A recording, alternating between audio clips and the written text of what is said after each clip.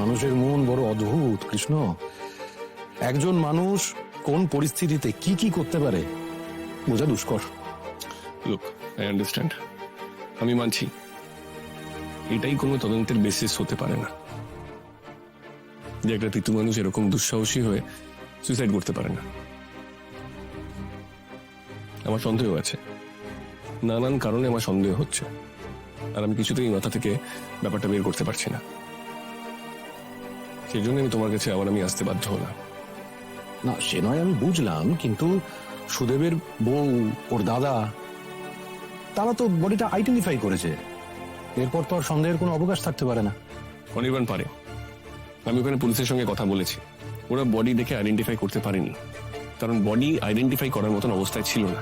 তাহলে আইডেন্টিফিকেশনটা হলো কিভাবে?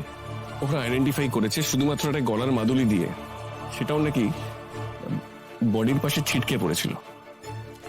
এবার জামা কাপড় কি পরেছিল সেটা আইডেন্টিফাই করা যাচ্ছে না, এমনকি বাড়ির লোকও জানে না কি জামা কাপড় পরে বেরিয়েছিল। তাই নাকি? এটা তো আমি জানতাম না। দেখো, সুদেব যেরকম মাদুলি পরতো ওরকম মাদুলি হাজারটা লোক পরে, আর ওটা নাকি ট্র্যাকের ওপরে পড়েছিল। এমন নয় যে অ্যাক্সিডেন্ট হওয়া মানুষটা মাদুলিটা পরেছিল, তবে ওটা আর কারোর হতে পারে, রাইট? আমি তোমাকে বলছি অনির্বাণ, এটা আমার বিশ্বাস, বলতে পারো এটা আমার কনভিকশন। এটা আমার মনে হচ্ছে প্ল্যান অনুযায়ী কাজ হচ্ছে, কেউ ইচ্ছে করে সুদেবকে লুকিয়ে রেখে কাজটা করছে। কিন্তু এরকম কেউ কেন করবে? কেনই বা করবে? একটা গ্রামের লোক, সে এরকম কেন করবে? কৃষ্ণ, আমার মনে হচ্ছে তুমি কিন্তু সবটা খুলে আমাকে বলছো না। আমার মনে হচ্ছে তোমার মধ্যে অনেক কিছু চলছে, আমাকে সবটা পরিষ্কার করে বলো।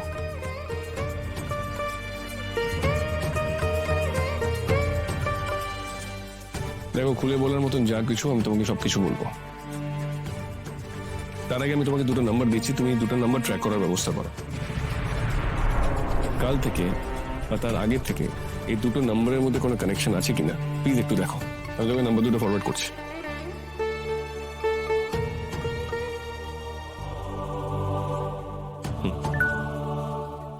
সুদেব বিশ্বাস, ওকে।